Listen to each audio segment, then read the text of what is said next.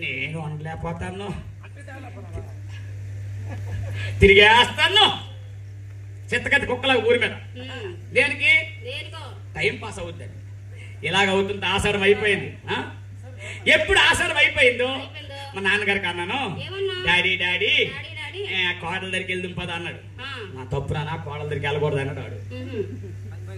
నాన్న ఒలిపికి మాట్లాడుకో, కోడల దగ్గరికి వెళ్దామంటే కోడల దగ్గరికి వెళ్ళడం కాదు, ఇంటికి వెళ్దాం పదా అన్నాను. మా నాన్నగారు రాలే. మా నాన్నగారికి ఎందుకు వారికి అవసరం లేదు, ఎందుకంటే మా ఏమంది కాబట్టి.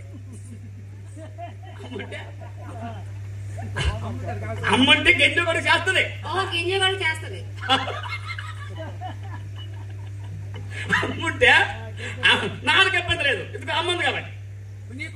నాకు భయం లేదు, నాకు ఎలాగుంది